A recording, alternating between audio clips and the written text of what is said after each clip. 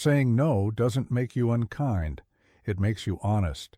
The fear of rejection, of conflict, of disappointing others, it keeps good people stuck in a lifetime of false yeses. But here's the truth. If you can't say no, your yes means nothing.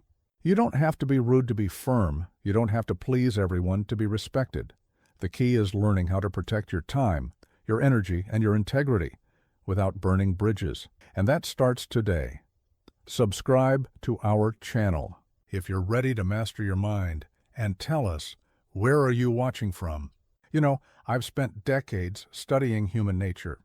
And if there's one truth I've discovered, it's beautifully simple. People help people they like. That's not manipulation. That's human nature in its purest form. Think about the last time someone went out of their way to help you. Really think about it. What made them stop everything they were doing and focus on your needs? Was it your impressive resume? Your brilliant strategy? Or was it something far more fundamental? They genuinely liked you as a person. I remember meeting a young executive in Detroit. Brilliant mind, impeccable credentials. But he couldn't understand why his team wouldn't go the extra mile for him. "Mr. Carnegie," he said, "I've tried everything. Bonuses, promotions, threats. Nothing works." I asked him a simple question. When was the last time you made someone feel good about themselves? He stared at me, confused. You see, he had mastered the mechanics of leadership, but missed its heart. Leadership isn't about authority. It's about connection. And connection starts with genuine warmth. Let me share something profound with you. Warmth isn't a technique. You can't fake it. It's not about plastering on a smile or memorizing people's names. It's about developing a genuine interest in the human being in front of you. When you radiate authentic warmth, you create an environment where help flows naturally. Think about the people you naturally want to help. They're not usually the ones demanding your time or flexing their influence. They're the ones who make you feel valued, heard, and respected. They're the ones who've mastered the art of human connection. I've watched rooms transform when someone walks in with genuine warmth. Shoulders relax, voices soften, barriers melt away. That's not coincidence. That's the power of authentic likability at work. But here's what most people get wrong. They try to be likable by diminishing themselves. They become people pleasers, yes men, chameleons changing colors to match every situation. That's not likability. That's invisibility. True likability comes from strength, not weakness.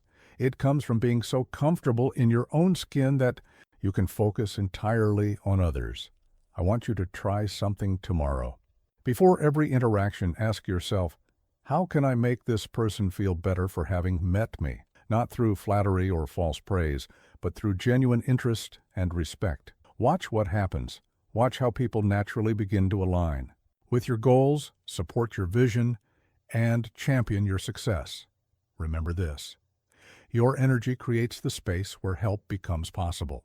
When you radiate warmth, presence, and sincere appreciation, you're not just being nice. You're creating an environment where mutual support thrives. The most successful people I've met in my lifetime weren't the ones with the highest IQs or the most impressive degrees. They were the ones who understood this fundamental truth. Before you can lead anyone, before you can influence anyone, before you can expect help from anyone, you must first connect with them on a human level. So let me ask you this. What kind of space are you creating? When you walk into a room, do people feel larger or smaller? Do they feel seen or overlooked? Do they feel valued or judged? Your answer to these questions will determine the help you receive more than any strategy or technique ever could. The path to achieving your dreams isn't just about what you know or what you can do. It's about who wants to help you do it. And people help people they like. That's not cynicism. That's wisdom. Start there and watch how the world opens up to support your journey. There is a fundamental difference between being interested and being strategic.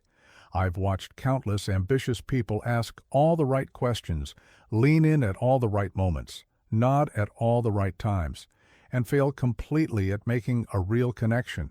Why? because people can sense when your curiosity is a performance. Let me tell you about two conversations I witnessed at a business conference in Chicago. In the first, a young sales executive was networking. He'd done his homework. He knew everyone's titles, their companies, their recent promotions. He asked polished questions about their quarterly results. On paper, he was doing everything right. But nobody opened up to him. Nobody offered to help him. Nobody remembered him the next day. In the second conversation, I watched a quiet woman from accounting who knew nothing about the people she was meeting, but she was genuinely fascinated by their stories. When someone mentioned they were from Arizona, she didn't strategically pivot to business. She asked about the desert, about what it's like to live under those vast skies. Her eyes lit up at every answer. People gathered around her. They exchanged cards. They made plans to meet again. The difference? One was performing interest. The other was experiencing it. Here's what most people don't understand about genuine curiosity. It can't be fake because it shows up in 1,000 tiny ways. It's in your follow-up questions. It's in the way your eyes focus. It's in how you remember details from earlier in the conversation. When you're truly interested, you don't have to remember to show it. It shows itself. I've spent years teaching people how to influence others, and I'll tell you this. The moment you start seeing curiosity as a tool to get what you want, you've already lost. True curiosity isn't about getting. It's about understanding. When you genuinely want to understand someone, they feel it in their bones, and that feeling creates trust, connection, and yes, the desire to help. Think about the last time someone was truly interested in you. Not your job, not your connections, not what you could do for them, but you. Remember how that felt? That's the gift you can give others. That's the foundation of real influence. But here's the challenge. You can't manufacture genuine interest. You have to cultivate it. You have to train yourself to see the fascination in every human story. Because every person you meet, every single one, has something to teach you. Something to show you about life that you've never seen before. I've interviewed thousands of people throughout my career, from janitors to CEOs, and I'll tell you this, the most fascinating insights often come from the most unexpected sources. But you'll never discover them if you're stuck in strategic curiosity. So how do you develop genuine interest? Start by dropping your agenda. When you're talking to someone, forget about what they can do for you. Forget about your goals, your needs, your next move. Instead, become a detective of human experience. What shaped them? What drives them? What lights them up inside? The next time you're in a conversation, try this. Instead of waiting for your chance to steer the conversation where you want it to go, lose yourself in their story. Ask questions that you genuinely want to know the answers to. Follow the threads that intrigue you. Watch what happens to the energy in the room. Remember, people don't connect with strategies. They connect with genuine human interest. And when that connection happens, help flows naturally. Not because you maneuvered for it, but because that's what humans do when they feel truly seen and understood. There's a strange paradox in leadership that took me years to understand. The stronger you try to appear, the weaker your influence becomes. The more you pretend to have all the answers, the less people want to help you find them. And it all comes down to two simple words that most leaders are afraid to say. I need you. Let me tell you about a CEO I worked with in San Francisco. Brilliant woman, built her company from nothing. But she had a problem. Her team wasn't bringing her their best ideas. They weren't taking initiative. They weren't fully invested. Why? Because she never showed them she needed them. She thought leadership meant having all the answers. She thought vulnerability would undermine her authority. But here's what she didn't understand. People don't follow perfect leaders. They follow human ones.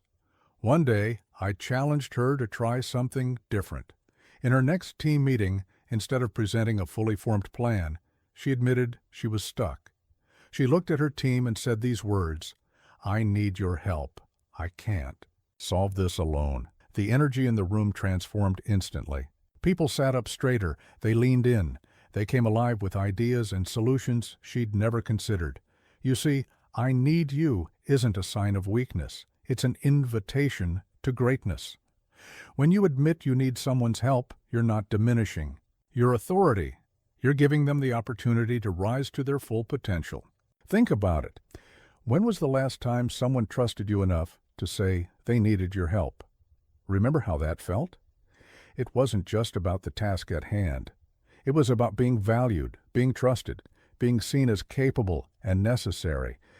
But here's the key. These words must come from a place of truth. You can't fake vulnerability any more than you can fake authenticity. When you say, "I need you," you must mean it. You must be willing to listen, to consider, to let others shape the outcome. I've watched rooms transform when leaders have the courage to need their teams. I've seen struggling projects suddenly flourish when managers stop pretending to have all the answers. Because here's the truth. People want to be needed. They want to contribute. They want to know their presence matters. Let me share something powerful with you. The moment you admit you need help is the moment you give others permission to be human too. You create a space where it's okay not to be perfect, where it's safe to ask questions, where collaboration becomes natural instead of forced. But this isn't just about the workplace. This principle applies to every relationship, every interaction, every moment where you want to influence outcomes. Whether you're leading a company or building a community, the willingness to need others is what turns individuals into teams, acquaintances into allies. I remember working with a young entrepreneur who was struggling to get his first business off the ground. He had the skills, the vision, the drive, but he was trying to do everything alone.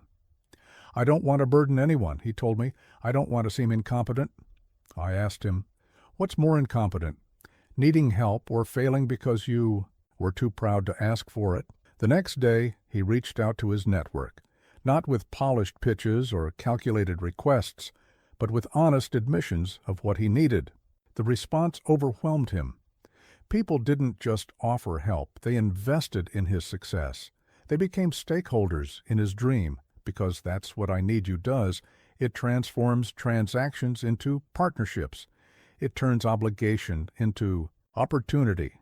It creates the kind of bonds that turn ordinary support into extraordinary commitment. So let me challenge you. Where in your life are you pretending to be self-sufficient? Where are you acting like you have all the answers? What might change if you had the courage to say these simple words? "I need you." Let me tell you something that will transform every conversation you'll ever have. People are dying to tell their story. They're burning to be heard. They're longing to be understood. And the person who listens, truly listens, becomes unforgettable. I once met a man who'd mastered this art. He wasn't the most educated person in the room. He wasn't the wealthiest or the most powerful. But wherever he went, people gravitated to him. They confided in him. They sought his advice. They championed his causes. His secret? He understood that the sweetest sound to any person's ears is the sound of their own voice sharing their own story. Most people get this completely wrong. They think influence comes from being the most interesting person in the room. They prepare clever anecdotes. They rehearse impressive statistics. They practice witty responses. But true influence? It comes from being the most interested person in the room. Here's what happens when you let someone talk about themselves. Their brain literally lights up. Scientists have proven this.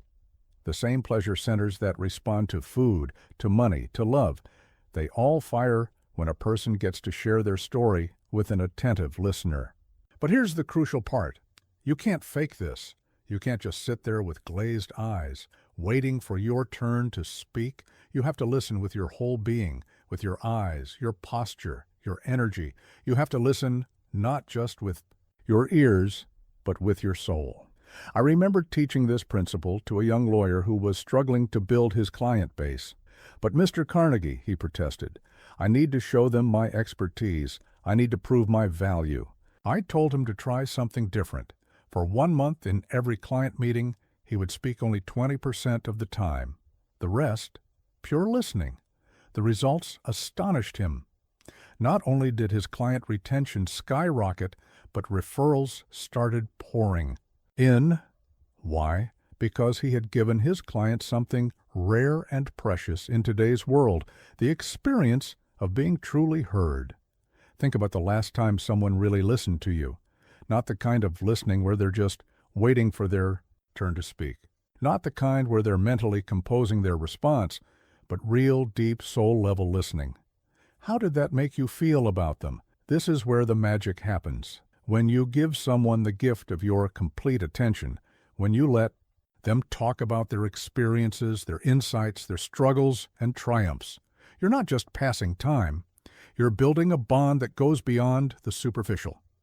But here's what most people miss. It's not enough just to let others talk. You need to be genuinely curious about their story. You need to ask questions that show you're not just hearing their words, but understanding their meaning. What was that like for you? How did that experience change you? What did you learn from that? These aren't just questions, they're keys that unlock deeper levels of connection. They show that you're not just collecting information, you're seeking understanding.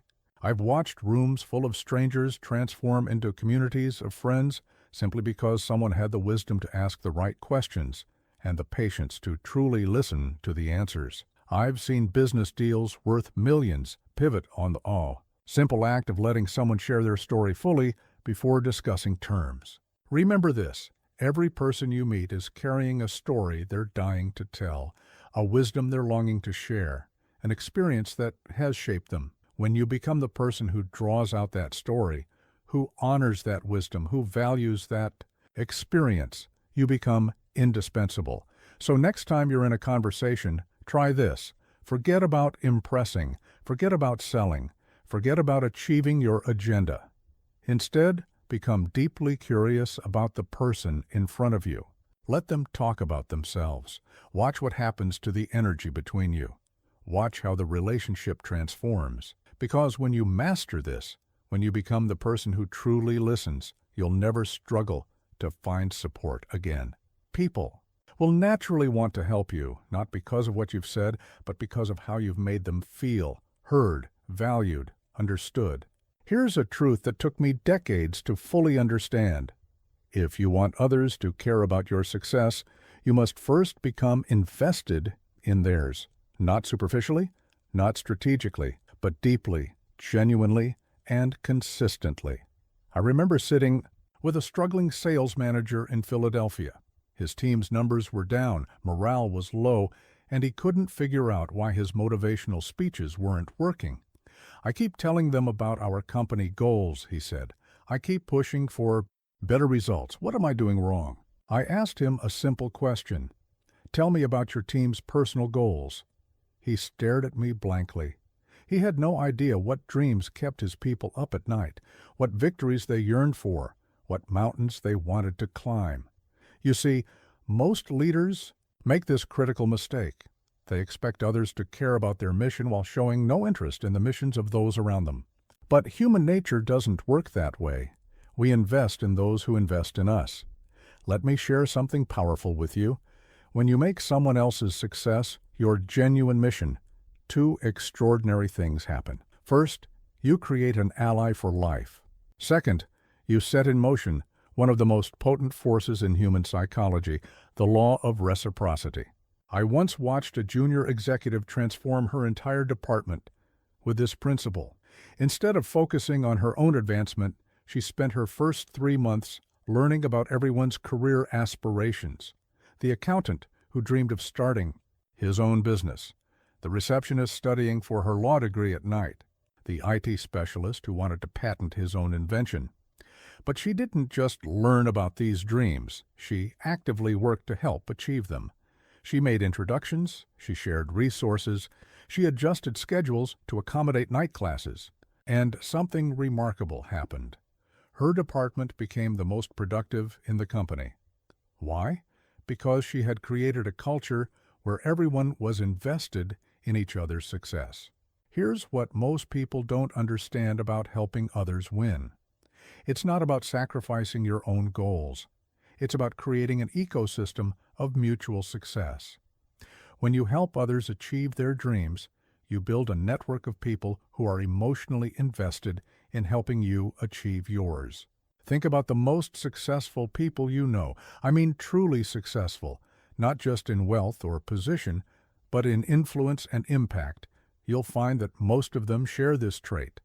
They take genuine joy in others' victories. They're the first to celebrate a colleague's promotion, the first to share resources that might help someone else succeed, the first to make connections that could change someone's life. But here's the key. This can't be a strategy. You can't fake genuine investment in others' success any more than you can fake falling in love. People sense when your interest is merely tactical. They know when you're helping them only to help yourself. I remember working with a young entrepreneur who was struggling to find investors. He had a brilliant product, a solid business plan, but something was missing. During our sessions, I noticed he only talked about his own vision, his own needs, his own goals. So I challenged him to spend 1 month focusing entirely on how his business could help others achieve their dreams. The transformation was remarkable. Instead of pitching to investors about his success, he started showing them how his business could help them reach their goals. Instead of talking about his vision, he asked about theirs and showed how they aligned. Within 6 months, he had more funding than he needed. Let me share a powerful exercise with you. Tonight, write down the names of 5 people whose success you could influence. Not people who can help you, people you can help. What are their dreams? What are their obstacles? What resources, connections, or insights do you have that could help them move forward? Now here's the crucial part. Take action. Real action. Not a casual introduction or a quick piece of advice. Make their success your mission. Spend time thinking about their goals. Use your resources to help them win. Celebrate their victories as if they were your own. Watch what happens. Watch how the energy around you transforms. Watch how your own opportunities multiply, not because you sought them, but because you've created a community of people who genuinely want to see you succeed. Remember, when you make others' wins your mission, you never have to worry about finding support for your own journey. It comes naturally, abundantly, and with a sincerity that no strategy could ever create. There's a principle in human nature so powerful that once you understand it, everything about influence changes. I call it the law of emotional reciprocity. Simply put, what you give emotionally comes back to you multiplied. I witnessed this principle in action years ago at a manufacturing plant in Detroit. There was a supervisor there, let's call him James, who had the most loyal team I'd ever seen. During a crisis, his people would work double shifts without complaint. They'd solve problems before they reached his desk. They'd defend him fiercely. To upper management, the mystery was why. He wasn't the highest-paying supervisor. He didn't have the most advanced management training, but he had something far more valuable. He gave emotional support without reservation. When someone on his team was struggling with a personal crisis, James would be the first to say, "Take the time you need." When a team member doubted their abilities, he'd share stories of their past successes. When someone made a mistake, he'd be there with guidance, not judgment. Here's what most people don't understand about emotional support. It's not about being soft. It's not about lowering standards. It's about creating a foundation of security that allows people to take risks, to grow, to give their absolute best. I remember asking James about his approach. He said something profound. "Mr. Carnegie, I learned long ago that people may forget what you said, they may forget what you did, but they never forget how you made them feel during their moments of doubt. This is where the multiplication happens. When you support someone during their vulnerable moments, they don't just return that support, they become emotionally invested in your success. They want to prove your faith in them was justified. They want to show that your support mattered." Let me share a story that illustrates this perfectly. There was a young executive I worked with who was preparing for the biggest presentation of her career. The night before, she discovered a major error in her numbers. She was paralyzed with fear, ready to cancel the presentation. Her mentor didn't. just help her fix the numbers. He stayed with her until midnight, sharing stories of his own early failures, helping her see this moment not as a catastrophe, but as a growth opportunity. The next day, she gave the best presentation of her life. But here's the interesting part. Years later, when that mentor needed support for a controversial new initiative, guess who became his strongest advocate? That executive fought for his project like it was her own. Why? Because emotional support creates bonds that go beyond ordinary professional relationships. Think about the people who've helped you through your darkest moments, the ones who believed in you when you didn't believe in yourself, the ones who stood by you when failure seemed certain. How do you feel about them now? Would you walk through fire to help them succeed? That's the law of emotional reciprocity at work. But remember this, it only works when it's genuine. You can't fake emotional support any more than you can fake love.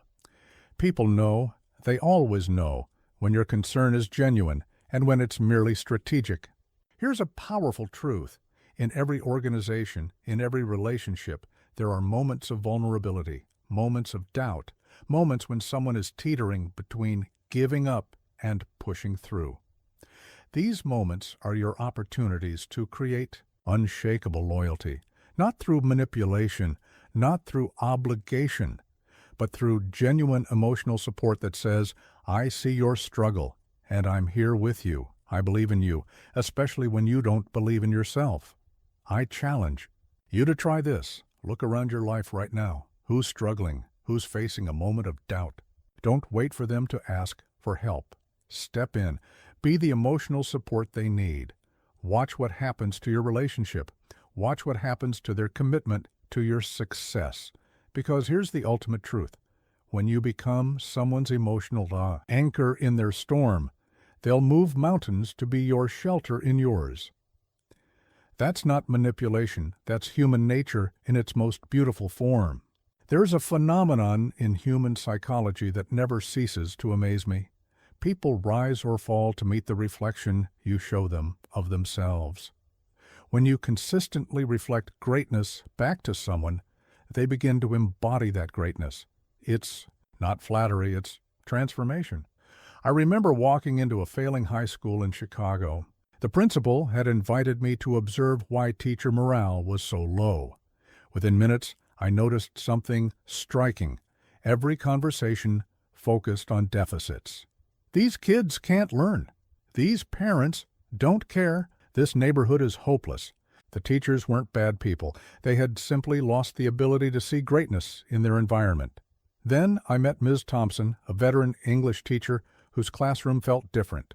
Her students sat up straighter. They spoke with confidence. They tackled complex literature with enthusiasm. What was her secret? She reflected back to each student a version of themselves they hadn't yet become, but could.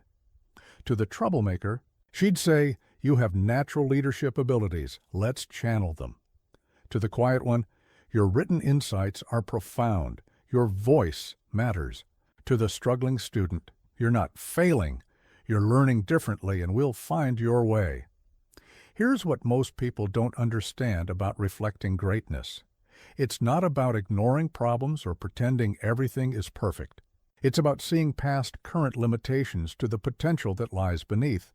It's about naming and nurturing the seeds of excellence before they've fully bloomed. I worked with a business leader who transformed her company using this principle.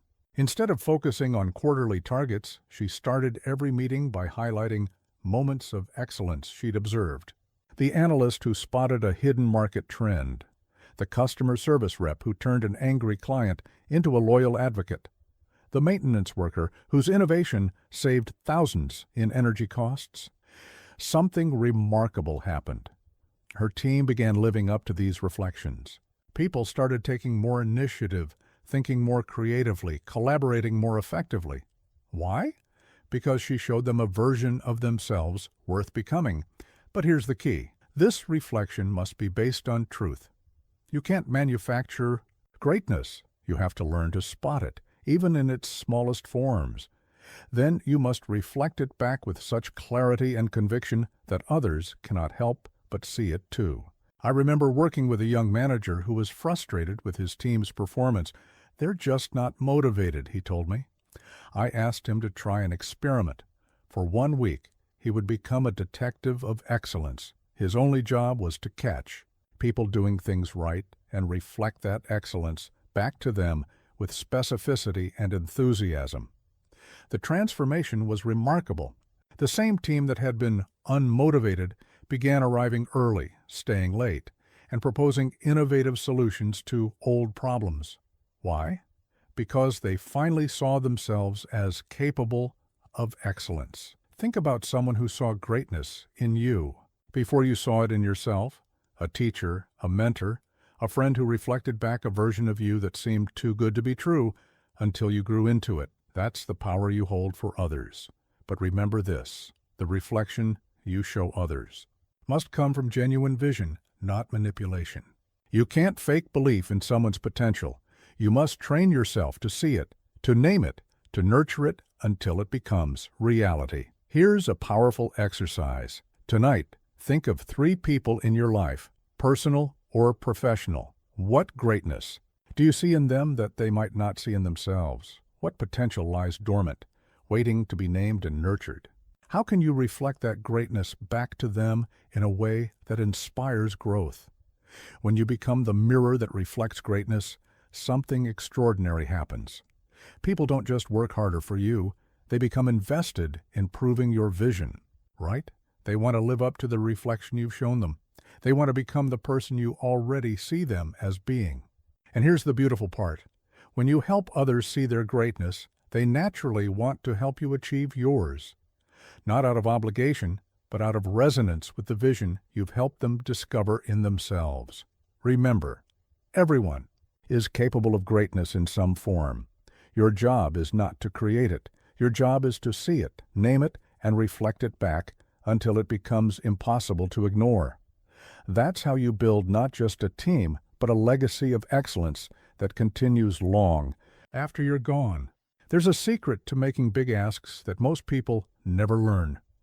The size of your request should never exceed the size of your generosity. People love bold visions, but they love generous leaders even more. I remember consulting with a startup founder in Seattle. He had ambitious plans to revolutionize his industry, but he couldn't understand why potential partners kept turning him down. "I'm offering them the opportunity of a lifetime," he said. "Why can't they see it?" I asked him a simple question. "What have you given them?" He looked confused. Like many ambitious people, he was so focused on his vision that he'd forgotten a fundamental truth. Before you can ask for extraordinary commitment, you must demonstrate extraordinary generosity. Let me share something powerful with you. The biggest asks in history succeeded not because of their audacity, but because of the generosity that preceded them. When you give without keeping score, when you contribute without calculating return, you create a reservoir of goodwill that makes bold requests feel natural rather than demanding. I once watched a young entrepreneur build $1 million network using this principle. Before she ever asked for anything, she spent 6 months giving. She shared her expertise freely. She made introductions without expecting anything in return. She solved problems that weren't her responsibility. When she finally presented her big vision, people didn't just listen. They competed to be parts of it. But here's what most people get wrong about giving. They treat it like a transaction. They give with obvious expectation. They help with visible strings attached. That's not giving, that's trading. And it never creates the kind of emotional capital that fuels big dreams. Think about the people you'd drop everything to help. The ones whose calls you always take, whose requests you prioritize, whose dreams you instinctively want to support. I'll bet they're not the ones who've asked the most from you. They're the ones who've given the most to you. I remember working with a sales team that was struggling to land major accounts. Their pitches were perfect, their products were excellent, but something was missing. I suggested they try something radical. For 3 months, they would focus solely on giving value before asking for anything in return. They started sharing industry insights with no sales agenda. They connected prospects with valuable resources, even competitors when appropriate. They became genuine partners in their clients' success before ever mentioning their products. The results? They didn't just hit their targets, they shattered them. Why? Because when they finally made their asks, they weren't selling to prospects. They were partnering with allies. Here's a truth that transformed my own understanding of influence. The moment you shift from "what can I get" to "what can I give," everything changes. Your requests stop feeling like impositions and start feeling like opportunities for collaboration. But remember this: true giving must come from abundance, not strategy. You can't fake generosity any more than you can fake integrity. People sense when your giving is genuine and when it's merely a setup for asking. I challenge you to try this. Before your next big ask, audit your giving. Have you contributed enough value to earn the right to make that request? Have you demonstrated the kind of generosity that makes others want to be part of your vision? Let me share a powerful framework. For every significant ask you plan to make, identify 3 ways you can give value first. Not token gestures, but meaningful contributions. Not strategic favors, but genuine support. Then give without mention of your upcoming request. Watch what happens. Watch how the energy shifts. Watch how your big ask starts feeling less like a request and more like a natural next step in a relationship built on generosity. Because here's the ultimate truth.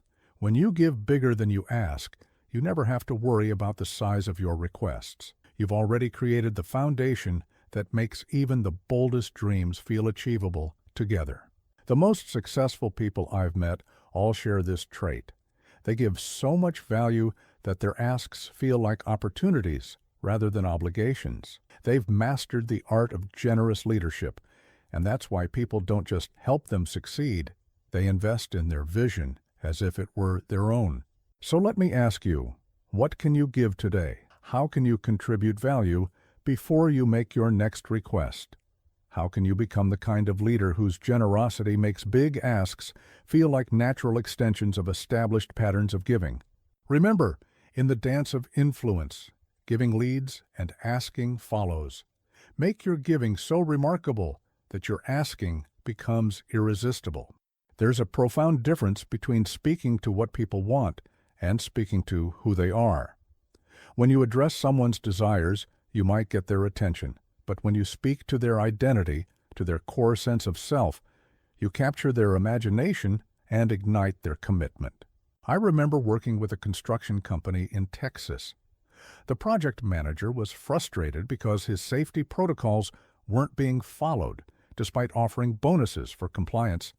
"I've tried everything," he told me. "I've explained the risks. I've shown them the statistics. I've offered incentives. Nothing works." Then he tried something different. Instead of talking about safety rules, he started talking about identity. "We're builders," he'd say. "We're craftsmen. We're professionals who take pride in doing things right, and professionals protect themselves and their teammates." The transformation was immediate and lasting. The same workers who had ignored safety briefings began enforcing protocols among themselves. Why? Because now it wasn't about following rules. It was about being who they already saw themselves to be. Here's what most people don't understand about human motivation. We're not primarily driven by what we want. We're driven by who we believe we are. When you align your request with someone's identity, you're not asking them to do something new. You're inviting them to be more fully themselves. I once watched a seasoned sales trainer revolutionize her approach using this principle. Instead of teaching techniques for closing deals, she helped her team see themselves as problem solvers, as trusted advisors, as partners in their client's success. Sales didn't just improve, they transformed, because her team wasn't just selling differently, they were being different. But here's the key: you can't impose an identity. You have to recognize and amplify the identities people already hold, or aspire to. When you speak to these deep self-concepts, you're not manipulating. You're awakening something that's already there. Think about the times you've gone above and beyond in your own life. Was it purely for reward? Or was it because the task aligned with who you are or who you wanted to become? We all have multiple identities: professional, personal, aspirational. When someone speaks to these core self-concepts, our response isn't just emotional, it's existential. I remember working with a nonprofit that was struggling to retain volunteers. They had tried everything: recognition programs, social events, flexible schedules. Nothing seemed to work. Then they started speaking to identity. Instead of asking for help, they started talking about being community builders, being change makers, being the kind of people who shape the future. Their volunteer retention didn't just improve, it soared. Why? Because now people weren't just giving their time. They were living their values, expressing their core identity. Let me share something powerful. When you help people link their actions to their identity, you create commitment that goes beyond convenience or compensation. You tap into something far more powerful than temporary motivation. You connect with their fundamental need to be consistent with who they believe themselves to be. But remember this: authenticity is crucial. You can't manipulate identity. You can't assign it. You have to genuinely see and speak to the noble identities people already hold or aspire to embrace. Here's a transformative exercise. Think about someone you want to influence. Instead of focusing on what they might want, ask yourself, who do they see themselves as being? What identities do they value? How does your request align with their self-concept? When you speak to identity, something remarkable happens. People don't just comply, they commit. They don't just help, they invest. They take your success personally because it becomes part of their own story of who they are. I worked with a team leader who transformed her department's performance not by changing procedures, but by changing the conversation. Instead of talking about targets and metrics, she talked about being innovators, being pioneers, being the kind of people who set new standards. Her team didn't just meet goals, they redefined what was possible. Why? Because they weren't just doing their jobs. They were being who they believed themselves to be. So let me ask you, when you make requests, are you speaking to temporary wants or enduring identity? Are you asking people to do something, or are you inviting them to be something they already believe in? Remember, when you align your goals with someone's identity, you don't have to push for commitment. It flows naturally from their sense of self. That's not manipulation, that's liberation. You're helping people express who they truly are or who they want to become. Speak to identity and watch how resistance transforms into resonance. Watch how compliance becomes commitment. Watch how help becomes partnership. Because when people act from identity, they don't just support your vision, they make it their own. There's a currency more valuable than money, more powerful than authority, and more lasting than any reward system: respect. It's invisible but unmistakable. You can't buy it, you can't demand it, but when you demonstrate it genuinely, it transforms every interaction and relationship. I remember visiting a manufacturing plant where turnover was extraordinarily high. The management had tried everything: higher wages, better benefits, improved working conditions. Nothing seemed to work. Then I noticed something telling. In every interaction between management and workers, there was a subtle but unmistakable lack of respect. It showed in small ways: interrupting workers during discussions, dismissing suggestions without consideration, making decisions that affected them without consulting them. The managers weren't bad people. They had simply forgotten that every human being has an innate need to feel respected. Let me share something profound. When people feel deeply respected, they don't just cooperate, they commit. They don't just follow, they lead. They don't just work, they invest themselves fully in the outcome. I once worked with a CEO who transformed his struggling company, not through strategic brilliance, but through radical respect. He insisted that every employee, from the janitor to the executive suite, be treated with the same level of dignity. He made it clear that disrespect, no matter how subtle, was unacceptable. The results were extraordinary. Productivity soared, innovation flourished, employee turnover plummeted. Why? Because people weren't just working for a paycheck, they were contributing to an environment that honored their fundamental dignity. But here's what most people get wrong about respect. They think it's about being nice, about avoiding conflict, about saying the right things. True respect goes much deeper. It's about honoring someone's perspective even when you disagree. It's about valuing their experience even when it differs from yours. It's about treating their time, their thoughts, and their contributions as inherently valuable. Think about the leaders who've had the biggest impact on your life. I'll bet they weren't just competent. They made you feel respected. They listened to your ideas as if they mattered. They treated your concerns as legitimate. They honored your experience as valuable. I remember working with a young manager who was struggling to gain buy-in from his more experienced team.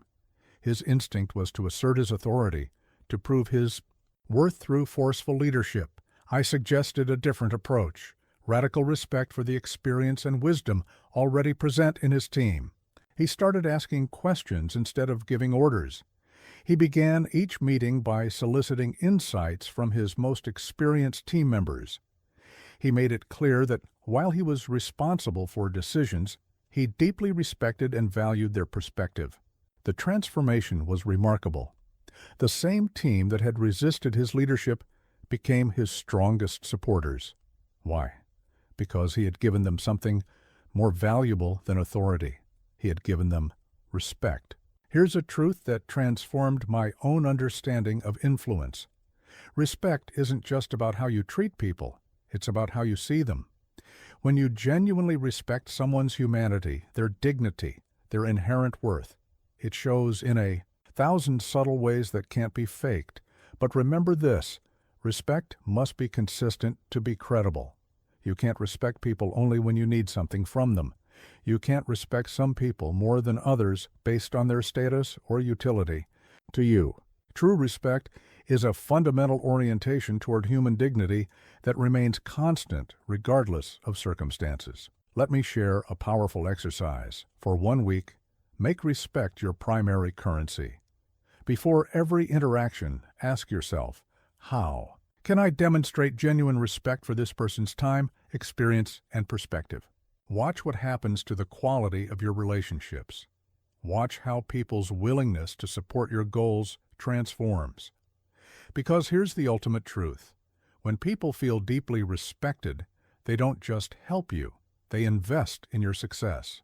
They don't just follow your lead, they amplify your impact. They don't just do what's required, they bring their full selves to the mission. I've watched rooms transform when someone walks in who radiates genuine respect for others. Defenses drop, communication opens up, collaboration flourishes, not because of authority or charm, but because respect creates an environment where everyone can bring their best selves to the table. So let me ask you, how are you spending this unspoken currency? Are you demonstrating respect in ways that can be felt, not just heard? Are you creating an environment where people know, not just think, but know that their dignity matters? Remember, respect isn't just a nice-to-have in human relations, it's the foundation of all lasting influence. When you make respect your primary currency, you never have to worry about buy-in, because people naturally want to contribute to an environment that honors their fundamental worth. Let me share something that took me years to understand.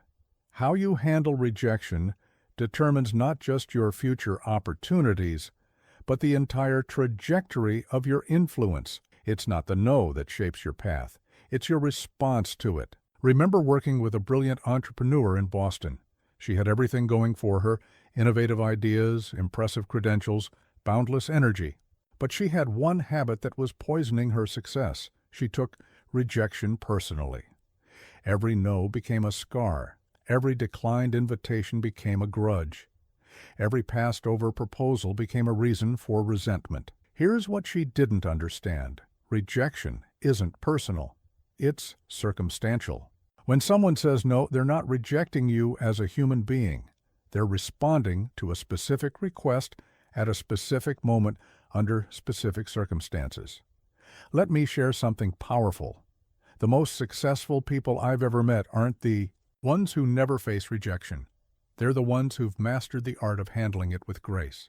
They understand that every no is temporary, every rejection is information, and every closed door is an opportunity to find a better path. Once watched a sales professional transform rejection into relationships in a way that astonished me. When clients said no, he didn't retreat in disappointment or push harder in desperation. Instead, he would say something remarkable. "I appreciate your honesty. Would you be willing to help me understand what would have made this a yes for you?" The responses he got weren't just valuable feedback. They were the beginning of relationships that often led to future opportunities. Why? Because he showed something rare. The ability to receive a no with genuine curiosity instead of resentment. But here's what most people get wrong about handling rejection. They think it's about developing a thick skin, about becoming impervious to the pain of hearing no. That's not it at all.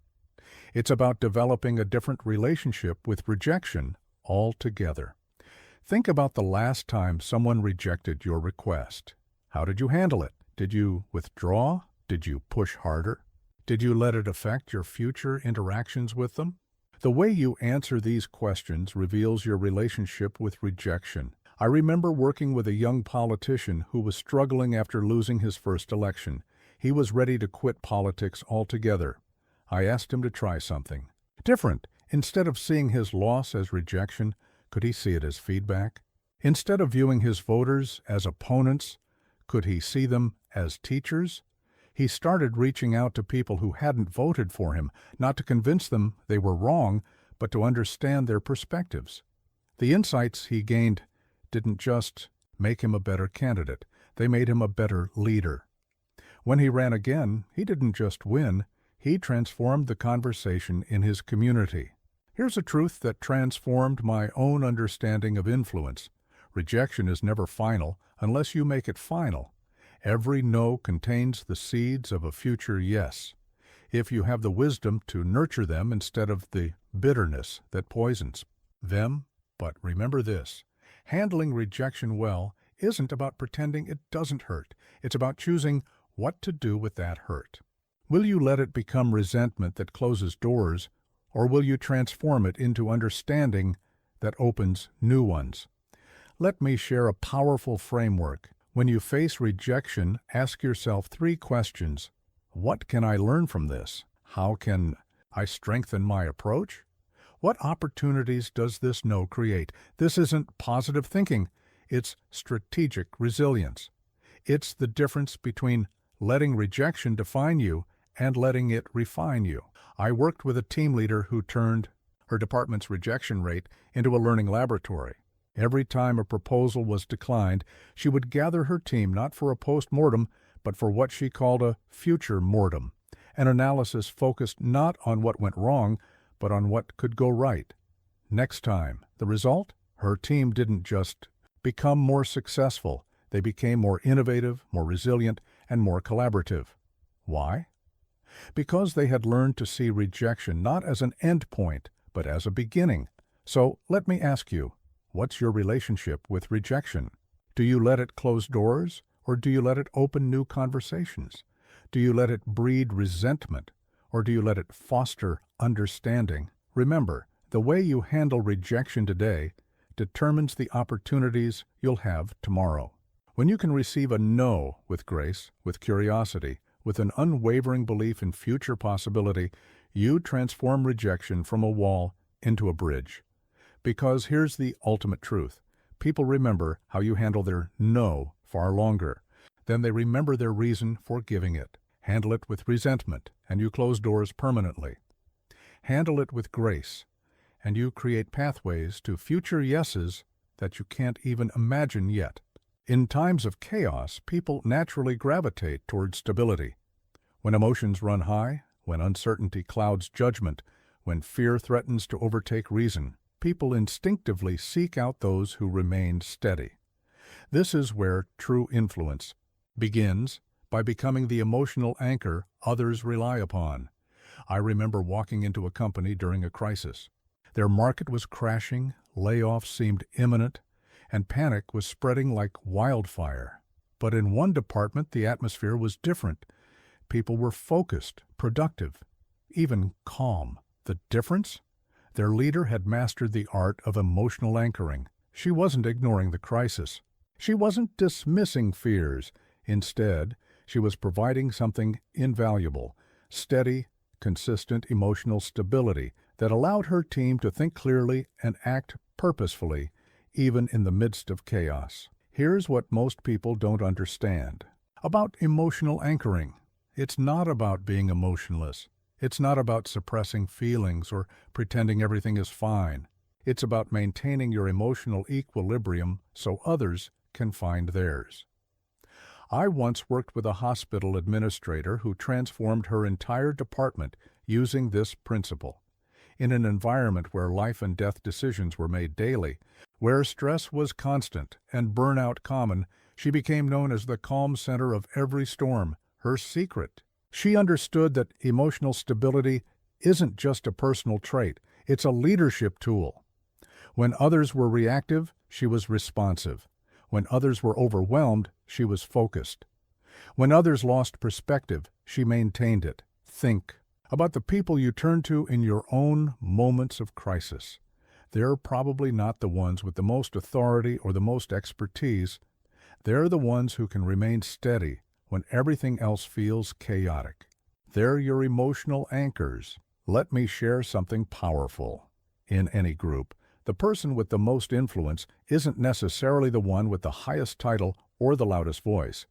It's often the one who can maintain their emotional stability while helping others find theirs. But here's the key: becoming an emotional anchor isn't about being stoic or unfeeling. It's about developing what I call conscious composure, the ability to acknowledge emotions while not being ruled by them. I remember working with a young team leader during a particularly challenging merger. Instead of pretending everything was fine or getting caught up in the anxiety, he did something remarkable. He created space for emotions while maintaining clear perspective. Yes, this is uncertain, he would say. Yes, these changes are challenging, and yes, we have what it takes to navigate them together. His team didn't just survive the merger, they thrived through it. Why? Because they had an emotional anchor that they could trust. Here's a truth that transformed my understanding of influence. People don't follow titles, they follow stability. In times of uncertainty, they align themselves with those who can help them maintain their own emotional balance. But remember this: being an emotional anchor doesn't mean you have all the answers.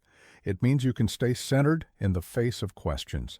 It means you can acknowledge uncertainty without being overwhelmed by it. Let me share a powerful framework for emotional anchoring. Acknowledge the reality of the situation without amplifying its emotional charge. Maintain perspective by focusing on what can be controlled. Create space for others to process their emotions while staying grounded in your own stability. This isn't about suppressing emotions. It's about channeling them constructively. Worked with an executive who turned her company's biggest crisis into its defining moment, not through strategic brilliance, but through emotional anchoring. When panic was spreading, she became the steady presence that allowed clear thinking to prevail. She didn't minimize the challenges. She didn't dismiss the fears. Instead, she demonstrated through her presence that it was possible to face difficulty without being consumed by it. Her team didn't just follow her direction, they drew strength from her stability. So let me ask you, what kind of presence do you bring to challenging situations? When others are reactive, can you remain responsive? When emotions run high, can you maintain your center? Remember, becoming an emotional anchor isn't about being perfect. It's about being present. It's about developing the kind of steady strength that helps others find their own. Because here's the ultimate truth. In a world of increasing uncertainty and change, the ability to maintain emotional stability isn't just a personal asset, it's a form of leadership that draws others naturally to your cause. When you become the emotional anchor in any room, you don't just influence outcomes. You transform the very environment in which decisions are made. Be that steady presence. Be that calm center. Be that emotional anchor that allows others to find their footing in shifting seas. That's how lasting influence begins, not through force or authority, but through the quiet strength of unwavering stability. There's a fundamental truth about human nature that too many leaders forget. People follow clarity, not commands. When you try to control people, you get compliance at best. But when you lead with vision, you get commitment that transcends any authority you might hold. I remember visiting a technology company in California. The CEO was frustrated because his team wasn't executing his strategy effectively. "I've told them exactly what to do," he said. "I've created detailed procedures. I've set up monitoring systems. Why aren't they getting it?" The answer was simple. He was trying to control behavior instead of inspiring understanding. He had procedures, but no vision. He had rules, but no purpose. He had authority, but no buy-in. Let me share something powerful. When people see themselves in your vision, they don't need to be managed. They need to be unleashed. They don't need to be controlled. They need to be empowered. They don't need to be supervised. They need to be inspired. I once worked with a nonprofit leader who transformed her organization, not through better management, but through clearer vision. Instead of focusing on tasks and targets, she painted a picture of impact so vivid that her team could see themselves in it. They didn't just understand the what and how, they felt the why in their bones. But here's what most people get wrong about vision. They think it's about grand pronouncements and inspirational speeches. Real vision is more intimate than that. It's about helping people see their own role in creating something meaningful. It's about connecting daily tasks to lasting impact. Think about the times you've given your absolute best effort. Was it because someone was controlling your every move, or was it because you could see clearly how your contribution mattered to something larger than yourself? I remember working with a department manager who was struggling with team performance. His instinct was to implement more controls, more checkpoints, more oversight.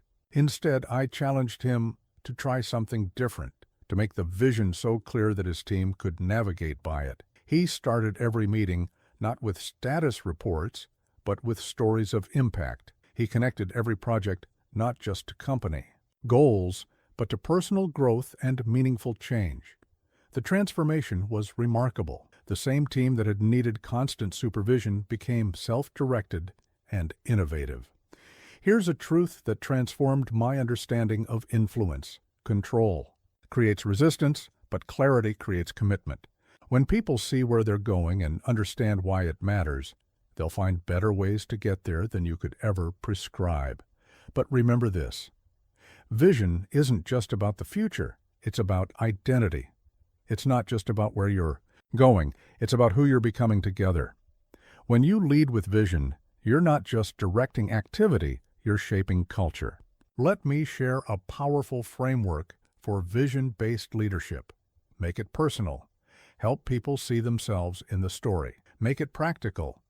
Connect grand purpose to daily actions. Make it possible. Break down barriers that stand between people and their best contribution. This isn't about motivation.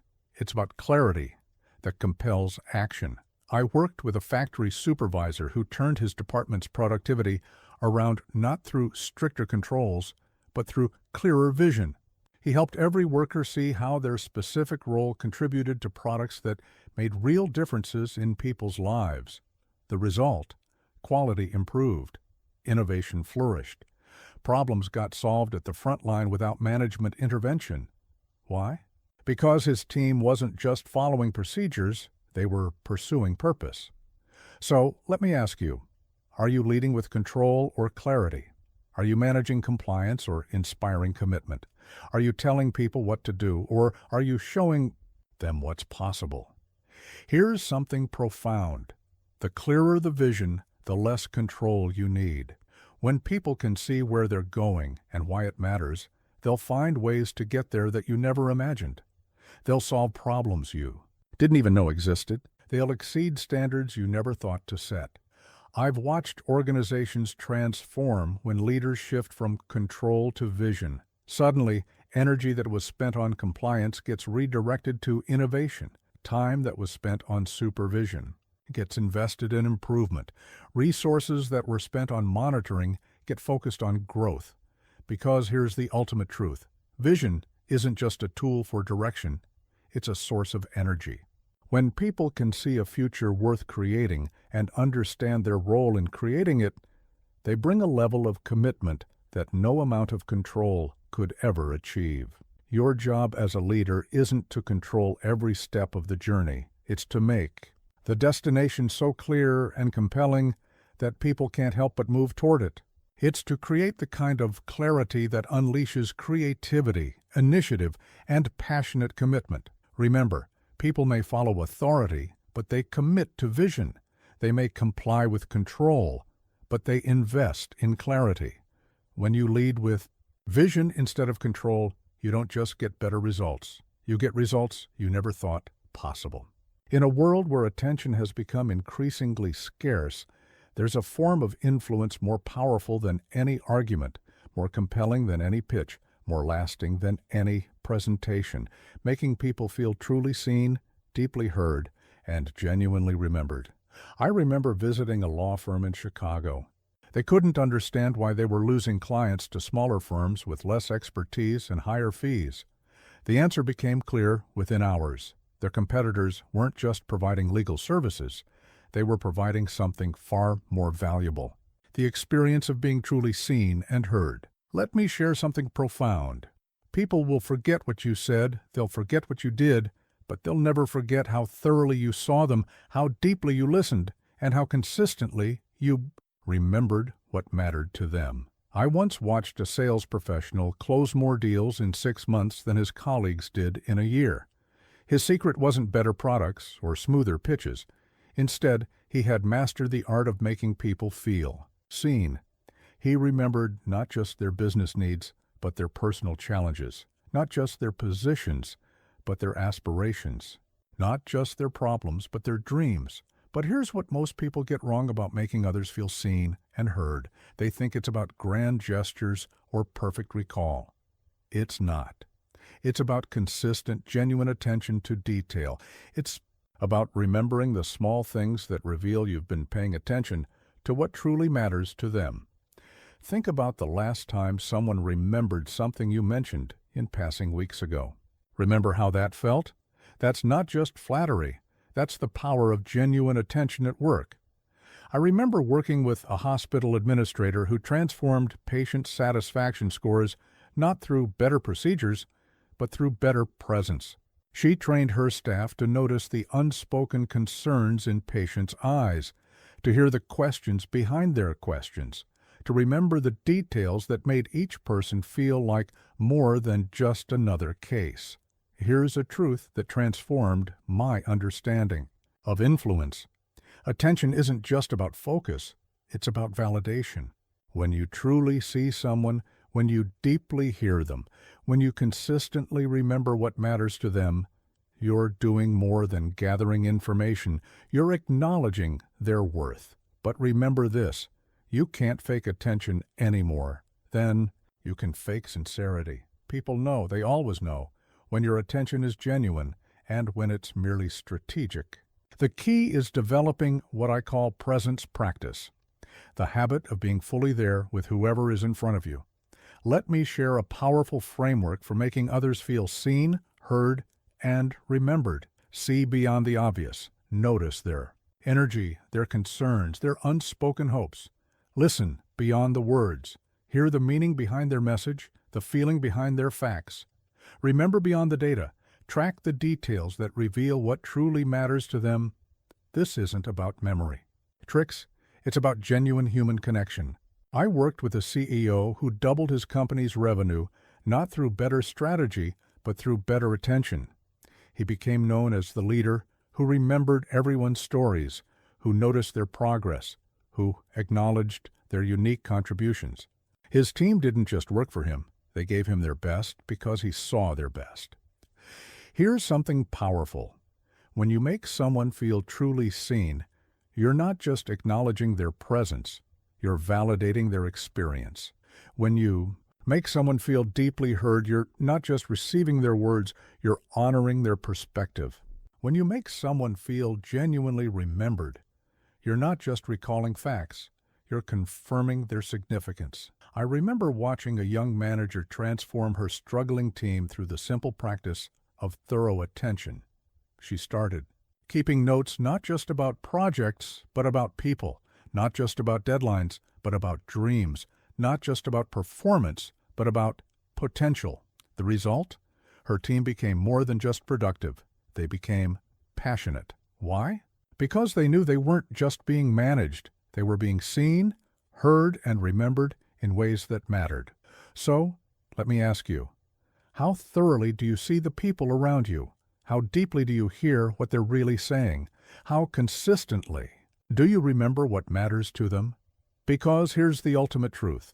In a world of increasing distraction, the ability to give complete attention has become a superpower. When you make others feel seen, heard, and remembered, you don't just influence their decisions, you transform their experience. And that's what creates the kind of loyalty that no incentive can buy, the kind of commitment that no authority can. Command, the kind of advocacy that no marketing can manufacture.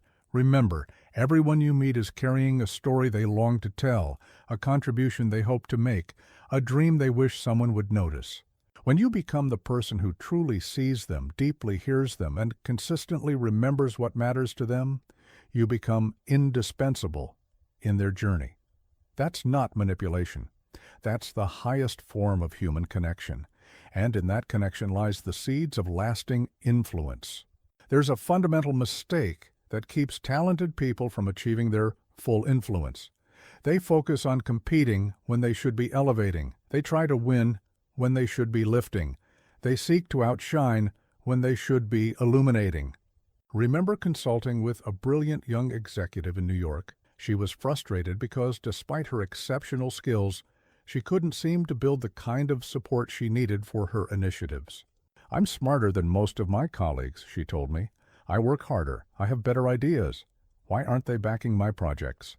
The answer was in her approach. She was trying to prove her superiority when she should have been demonstrating her ability to elevate others. She was competing when she should have been contributing. Let me share something powerful. People won't support those who make them feel small. They won't invest in those who diminish them. They won't champion those who compete with them. But they will move mountains for those who help them rise. I once watched a mid-level manager transform his department's culture not by outperforming everyone else, but by becoming everyone's greatest champion. Instead of showcasing his own expertise, he focused on spotlighting others' contributions. Instead of claiming credit, he distributed it. Instead of competing for recognition, he created it for others. But here's what most people get wrong about elevation. They think it means diminishing yourself. They think lifting others means lowering your own position. Nothing could be further from the truth. When you elevate others, you don't become smaller. You become essential. Think about the people who've had the biggest positive impact on your career. Were they the ones who showed you how much better they were than you? Or were they the ones who helped you discover how much better you could become? I remember working with a sales team leader who revolutionized her department's performance, not by pushing her team to compete with each other, but by teaching them to elevate each other. She created a culture where everyone's success became everyone else's mission. Here's a truth that transformed my understanding of influence. When you make others better, you don't just earn their support, you earn their loyalty. When you help others shine, you don't just get their cooperation, you get their commitment. But remember this: elevation must be genuine to be effective. You can't fake it. You can't use it as a strategy. It has to come from a sincere desire to see others succeed, to help them reach their full potential, to contribute to their growth. Let me share a powerful framework for elevation. Spotlight others' strengths before they're widely recognized. Create opportunities for others to showcase their expertise. Connect people to resources that help them grow. Celebrate others' victories as if they were your own. This isn't about being nice, it's about being transformative. Worked with a university professor who became known not for his own publications, but for the success of his students. He didn't just teach, he elevated. He didn't just instruct, he empowered. His students didn't just learn from him, they blossomed because of him. The result? His influence extended far beyond his classroom. His former students became his greatest advocates, his most passionate supporters, his most effective network. Why? Because he had invested in their elevation rather than his own competition. So, let me ask you, are you competing or elevating? Are you trying to prove your worth, or are you helping others discover theirs? Are you focused on being the best, or on helping others become better? Here's something profound. When you shift from competition to elevation, everything changes. Relationships deepen, opportunities multiply, influence expands. Not because you've won some contest, but because you've helped create something bigger than yourself. I've watched organizations transform when leaders shift from competitive mindsets to elevating practices. Suddenly, silos break down. Innovation flourishes. Collaboration becomes natural rather than forced. Why? Because when everyone is focused on lifting everyone else, the entire system rises. Because here's the ultimate truth.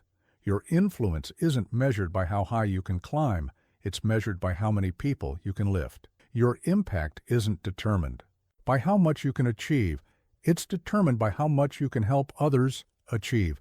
In a world obsessed with competition, be the one who elevates. In an environment focused on individual achievement, be the one who helps others succeed. In a culture that celebrates personal victories, be the one who creates victories for others. Remember, true influence doesn't come from proving you're better than others. It comes from proving you can make others better. It doesn't come from winning competitions. It comes from helping others win their own battles.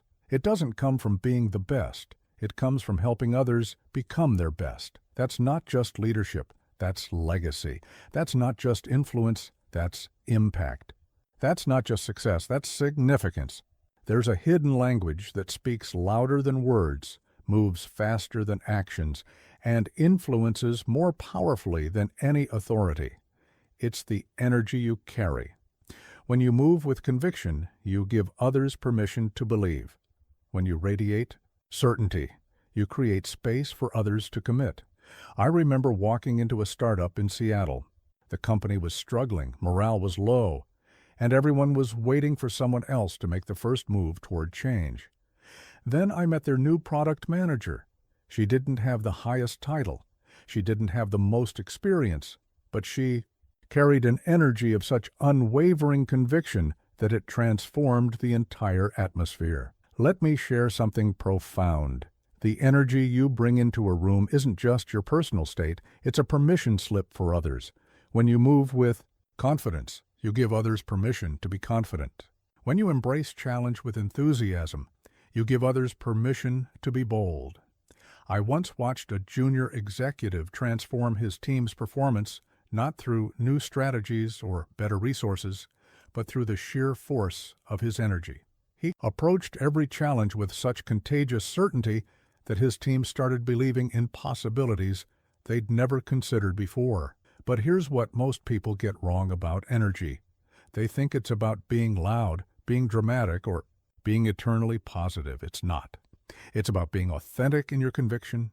It's about carrying the kind of quiet certainty that helps others find their own strength. Think about the people who've inspired you to take risks, to push boundaries, to believe in bigger possibilities. Was it their words that moved you, or was it the energy they carried?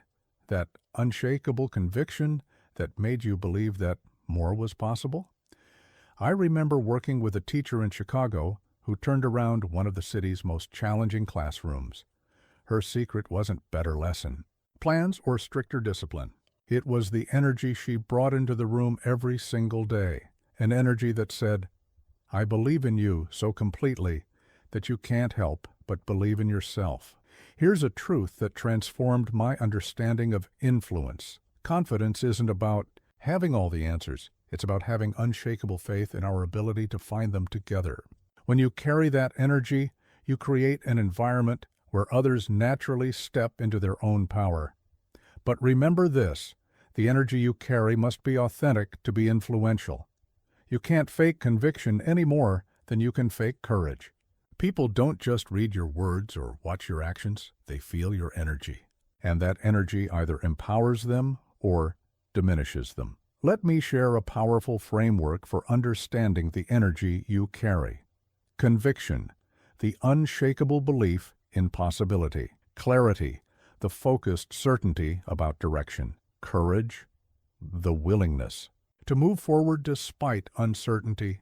Calmness, the steady presence that anchors others. This isn't about performance, it's about presence. I worked with a CEO who doubled his company's growth not through better strategy, but through better energy. He moved with such clear conviction that uncertainty transformed into opportunity, challenges became invitations, and obstacles became stepping stones. His team didn't just follow his direction, they caught his conviction. They didn't just execute his plans, they embodied his certainty. Why? Because the energy he carried gave them permission to access their own courage, their own creativity, their own conviction. So, let me ask you, what energy are you carrying? What permission are you giving? When you walk into a room, do people feel more or less certain about possibility? Do they feel more or less confident about their own capacity? Here's something powerful. When you carry the energy of conviction, you don't just influence thoughts, you transform states. You don't just change minds, you shift energy. You don't just direct action, you awaken possibility. I've watched rooms transform when someone walks in carrying the energy of unshakable conviction. Suddenly, doubts dissolve. Hesitation transforms into action. Fear gives way to courage, not because of what they say or do, but because of the energy they carry. Because here's the ultimate truth. In moments of uncertainty, people don't just look for direction. They look for permission to believe, permission to act, permission to transform doubt into determination. The energy you carry is that permission. When you move with conviction, you create a field of possibility that others can step into. When you radiate certainty, you create a space where others can find their own courage. Remember, you're not just carrying your own energy, you're setting the emotional temperature for everyone around you. You're not just expressing your own conviction, you're creating an environment where others can discover theirs. That's not arrogance. That's leadership. That's not bravado. That's the quiet certainty that invites others to access their own strength, their own courage, their own unwavering conviction in what's possible. Carry that energy. Move with that conviction. Create that permission. Because when you do, you don't just influence outcomes, you transform the very field in which those outcomes become possible. There's a fundamental law of human nature that too many people forget. The more you chase, the more others retreat.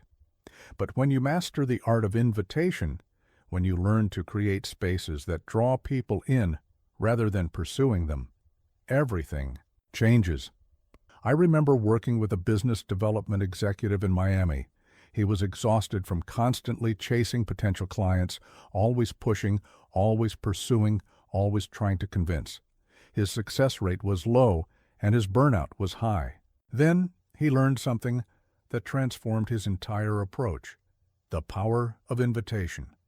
Let me share something profound. When you chase people, you create pressure.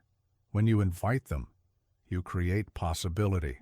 When you pursue, you push people away. When you attract, you draw them in naturally. I once watched a nonprofit leader revolutionize her fundraising not by becoming more aggressive in her asks, but by becoming more compelling in her invitation. Instead of chasing donors with urgent appeals, she created spaces where they could discover their own connection to the cause. But here's what most people get wrong about invitation. They think it's passive. They think it means sitting back and waiting.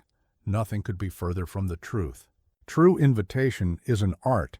It's about creating environments so compelling that people want to step into them. Think about the last time you felt genuinely invited into something, not pressured, not pursued, but truly invited. Remember how different that felt from being chased or convinced. That's the difference between pressure and possibility.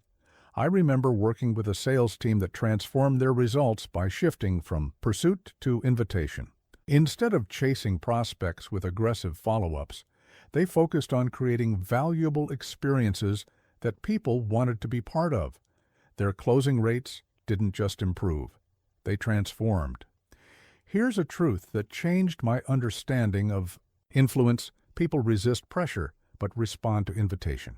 They run from pursuit, but are drawn to possibility. When you master the art of invitation, you never have to chase again. But remember this: authentic invitation isn't about clever tactics. It's about creating genuine value and extending sincere opportunities. People can tell the difference between a true invitation and a disguised pursuit. Let me share a powerful framework for mastering the art of invitation. Create value. First, give people a compelling reason to step closer. Extend space. Make room for others to discover their own motivation. Remove pressure. Let timing be determined by readiness, not urgency. Maintain dignity. Keep your invitations graceful, whether accepted or declined. This isn't about manipulation.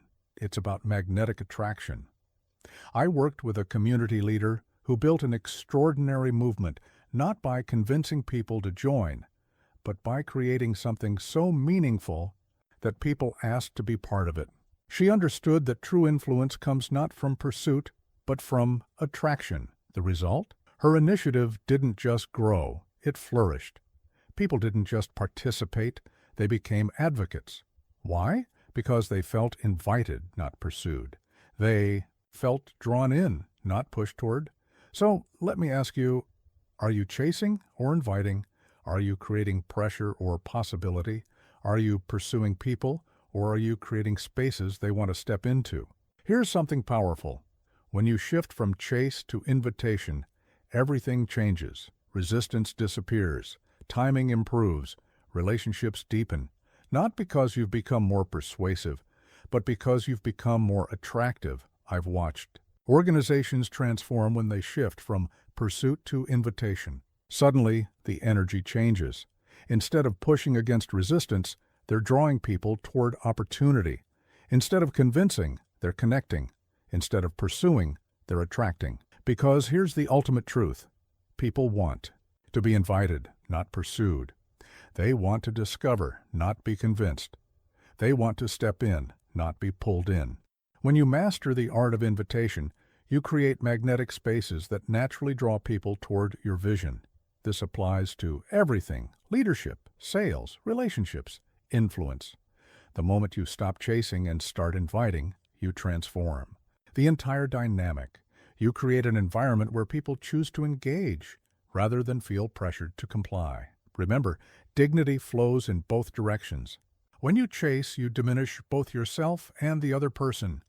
When you invite, you honor both. You create space for genuine connection, authentic engagement, and mutual respect. And that's what creates lasting influence. Not the pressure of pursuit, but the pull of possibility. Not the urgency of chase, but the allure of invitation. Not the push of persuasion, but the magnetic draw of meaningful opportunity. Extend your hand with dignity. Create spaces worth stepping into. Make your invitations genuine and your value real. Then watch how naturally people move toward your vision, align with your purpose, and invest in your success. When people help you, never forget. But more importantly, never let them forget how their help mattered. There's a kind of gratitude that goes beyond simple thanks, a gratitude that echoes through time, that builds lasting bonds, that creates armies of supporters ready to champion your cause. I remember meeting a CEO in Boston who had built one of the most loyal networks I'd ever seen. Her secret wasn't charm or charisma. It was her extraordinary practice of what I call echoing gratitude, gratitude that continues to resonate long after the initial help was given. Let me share something profound. When someone helps you, they're not just giving you their time or resources, they're investing in your success. And how you honor that investment determines whether they'll ever invest in you again. I once watched a young entrepreneur transform a single introduction into a network of passionate supporters. Her secret? She didn't just say thank you, she kept the person who helped her involved in her success story. She shared updates, celebrated milestones, and always traced her victories back to that initial help. But here's what most people get wrong about gratitude. They think it's about the moment. A thank you note, a gift, a word of appreciation. Real gratitude is about the relationship. It's about creating a lasting connection that makes people feel their contribution mattered not just then, but continues to matter now. Think about the last time someone expressed genuine gratitude for something you did. Not just polite thanks, but real recognition of how your help made a difference. Remember how that felt? That's the kind of gratitude that builds armies. I remember working with a sales director who transformed her entire approach to networking. Instead of focusing on making new connections, she invested deeply in expressing gratitude to those who had already helped her. She didn't just thank them, she made them part of her ongoing story. Here's a truth that transformed my understanding of influence. Gratitude isn't just an expression of appreciation, it's an investment in future support. When you make people feel that their help truly mattered, they don't just feel thanked, they feel invested in your continued success. But remember this, gratitude must be genuine to be powerful. You can't fake it. You can't use it as a strategy. It has to come from a real recognition of how others' support has contributed to your journey. Let me share a powerful framework for creating gratitude that echoes. Acknowledge specifically. Don't just say thanks. Name exactly how their help mattered. Update regularly. Keep them involved in how their support continues to make a difference. Connect forward. Show them how their initial help is creating ongoing impact. Pay it forward. Honor their support by helping others in similar ways. This isn't about obligation, it's about relationship building. I worked with a political organizer who built an extraordinary grassroots movement, not through better tactics, but through better gratitude. She made every volunteer, every donor, every supporter feel like their contribution, no matter how small, was crucial to the cause. The result? Her supporters didn't just help once, they became lifelong advocates. They didn't just give time, they invested their hearts. Why? Because she made them feel not just appreciated, but integral to the mission. So, let me ask you, how do you honor the help you receive? Do people who support you feel thanked, or do they feel invested? Do they see their contribution as a one-time event, or as part of an ongoing story of impact? Here's something powerful.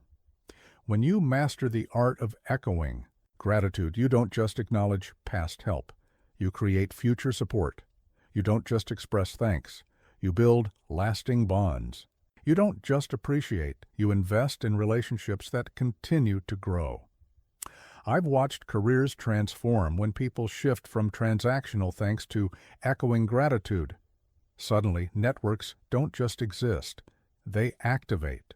Support doesn't just come, it flows. Opportunities don't just appear, they multiply. Because here's the ultimate truth. People who feel their help truly mattered don't just help again. They become champions of your cause. They don't just support you, they invest in your success. They don't just assist, they advocate. When someone helps you succeed, make sure they never forget why it mattered. Share your victories as their victories. Trace your successes back to their support. Let them see how their initial help continues to create ripples of impact. Remember, gratitude that echoes isn't just about looking back, it's about building forward. It's not just about acknowledging what was given, it's about creating lasting bonds that continue to strengthen over time. That's how you build not just a network, but a community That's how you create not just supporters, but champions. That's how you transform one-time help into lasting loyalty. Say thank you like you mean it. Show it in action, not just words. Let your gratitude echo through time in ways that make people proud to have been part of your journey. Because when you master this art, you never walk alone. You move forward with an army of people invested in your success.